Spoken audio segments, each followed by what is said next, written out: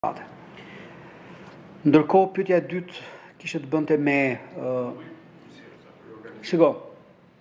ne duhet të jemi të sinqertë për dy gjëra. Absolutisht ka vend dhe ka përmirësime të dukshme në menaxhimin e sistemit të tërësi, duke filluar me atë administrativ dhe patjetër të gjithë burimeve dhe resurseve që ne kemi në gjithë kompanitë e usjellsave në territor. Por ne duhet të pranojmë që realiteti kërkon ndërhyrje me investime serioze në territor. Patjetër ne kemi një mori investime që ka ndodhur gjatë dekadës fundit dhe patjetër situata tashmë është me përmirësuar, ku ne mund të themi mbi 10 bashki sot ka një përmirësim të ndjeshëm të ujit të pishëm dhe kanë zgjidhur me furnizim 24 orë etj me radhë, por patjetër kemi bashki tjera që po i afrohen këtij objektivi. Por kuptohet që, sidomos në bashkitë me zona urbane të mëdha, vazhdon nevoja të jetë e dukshme për investime të cilat kuptohet mbajnë një peshë të konsiderueshme në buxhet. Ne jemi duke punuar në bashkëpunim me nevojat që ne kemi në territor me bashkitë, por patjetër Ministria e Infrastrukturës po shikon mundësitë se si mund të përmirësohet në vetvete dhe vetë cilësia e shërbimit në tërësi për të përdorur çdo mundësi për të rritur eficiencën dhe në njëjtën kohë kemi një paketë ndërhyrjesh shumë të qartë dhe ne në prezantimin e rilinjës 2.0 do të bëjmë me dije një ndërhyrje serioze dhe mbështetje financiare për projekte të cilat do të japin një zgjidhje të atyre standardeve që të gjithë ne duam edhe duhet të kemi tashmë, se po i afrohemi te viti 2030. Kështu që është një ndër shtyllat kryesore të rilinjës 2.0, ku ne tashmë ke evidentuar aty ku janë zonat prioritare, sidomos ku ka dhe presione të shtuara për shkak të turizmit, që të jemi të sinqertë, edhe qoftë ndryshimet demografike, dhe do të kemi një paketë investimesh të qarta, të cilat do të bëhen publike shumë shpejt.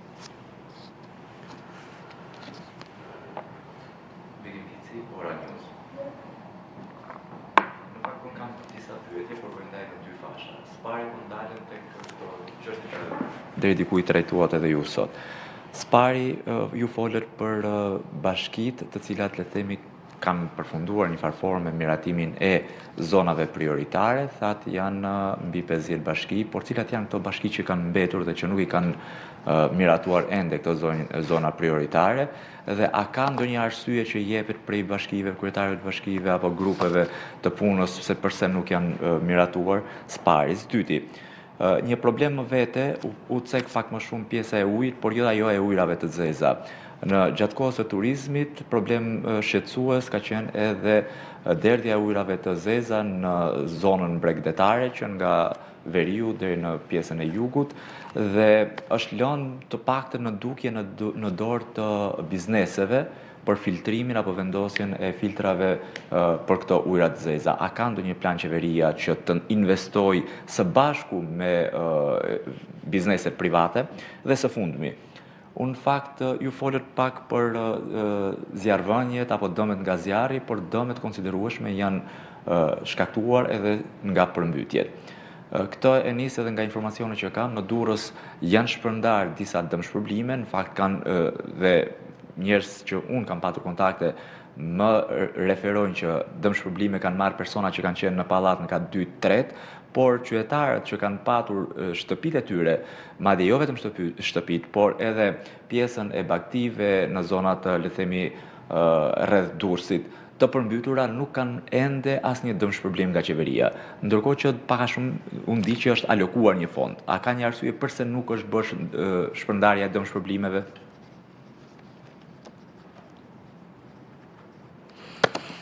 Faleminderit. Në fakt, spari duke filluar në paketën e maleve, ne edhe në java që do të kemi në vazhdim, ne do të kemi dhe ato bashki të cilat nuk i kanë kaluar zonat prioritare, janë në proces. Duhet kuptojmë që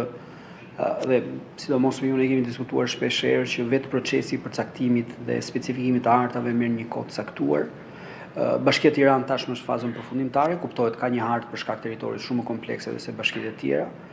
me shumë zona prioritare brenda territorit vet, e cilat duhet të kalohet në javat në vazhdim, por po ashtu ne tashmë kemi dhe kërkesat nga bashkitë për të shtuar zonat prioritare. Ato tashmë i kanë miratuar zonat e para prioritare, por në momentin që kanë filluar procesin e aplikimit kanë konstatuar që ka kërkesa edhe në zonat tjera, kështu që ne do të kemi edhe ato raste ku do të kemi shtesë të zonave prioritare edhe për bashkitë që kanë kaluar më parë miratimin e këtyre zonave. Kështu që paketet maleve do të vazhdojnë në normalitet. Besoj që 100% e bashkive do të përfundojnë këtë proces. Kuptohet që kur flasim për mbi 50 bashki, flasim për pothuajse edhe për shkak se shumica e bashkive të mëdha tashmë janë të përfshira, pothuajse territori është i gjithë i mbuluar deri diku, sidomos me miratimin e Tiranës, kjo bëhet akoma dhe më evidente. Kur flasim për ujësjellësin, shkojmë bashkë me kanalizimet. Shiko, ne duhet jemi të ndërgjegjshëm që patjetër që atë çfarë ne kemi si realitet është sfidues. Dhe kur flasim për menaxhimin e ujrave të ndotura, ai është një sistem më vete që është paralel me sistemin e furnizimit me ujë të pishëm, por që kërkon në të njëjtën kohë ndërhyrje masive në territor. Dhe kuptohet që paketa që ne do të prezantojmë brenda kësaj jave, Rinja 2.0, parashikon në të njëjtën kohë ndërhyrje që duhen tashmë mbështetur për sa i përket zgjidhjes së kësaj problematike, sidomos në zonat bregdetare ku dhe sirjedhoje mungesës së këtyre sistemeve në disa zona sjell patjetër dhe uljen e cilësisë ujit që ne kemi në zona të caktuara. Kuptohet që ndërhyrja do të jetë e fokusuar në zonat ku dhe intensiteti i vizitorëve, por dhe banorëve që jetojnë në këto zona urbane është më i madh. Dhe unë jam i bindur që së bashku me paketën që do të kemi për ujësjellësat, përgjigje do të marrin dhe menaxhimi i ujrave të ndotura në tërësi. Duke thënë këtë, dhe momentalisht janë duke u zhvilluar investime serioze në territor për menaxhimin e ujrave të ndotura. Mund të marrim rastin e disa bashkive, të cilat janë pjesë e paketës mbështetjes edhe të KFV-s, ku ne kemi projekte si në Bashkinë Veri, Bashkinë Shkodër, Lezhë, Berat, ku vetëm për shembull Bashkinë Berat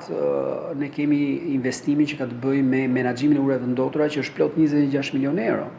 që zgjidh përfundimisht trajtimin e ujrave të ndotura dhe garanton që asnjë pikë e ujrave të ndotura të derdhet në lumin e Su brenda territorit të Bashkisë Beratit. Kështu që ne kemi le të themi zhvillime pozitive, por që ne të arrim në pak vite që të kemi një mbulim të territorit dhe një dhënie një përgjigje në shumë prej bashkive në territor, patjetër që kjo kërkon një qasje të re, më agresive dhe nga pikpamja e mbështetjes financiare. Dhe ne jemi duke eksploruar pikërisht këto mundësi se si ne do të bëjmë të mundur që të kemi një prioritizim së pari ku janë nevojat, qoftë për ujësjellësit dhe kanalizimet, dhe patjetër ne tashmë kemi një pikturë shumë të qartë të nevojave në territor, dhe patjetër që ne duhet të krijojmë hapësirën e duhur fiskale dhe mundësitë e reja të financimit për sa i përket këtyre programeve në 2027, 28 dhe 29. Në aktin normativ, diçka është, sidomos për sa i përket dëmeve, sidomos në bagti, është parashikuar një fond që të vinë në ndihmë fermerëve në këtë kontekst. Një pjesë, siç ju e përmendët, janë trajtuar. Përmendët një problematikë, të jemi sinqertë, e kam vështirë ta besoj, por gjithsesi do të isha shumë i lumtur të ma jepni specifik rastin në pas dhe unë do ta ndjek me stafet e Bashkisë Durrës, pasi janë bashkitë kuptohet që ndjekin gjithë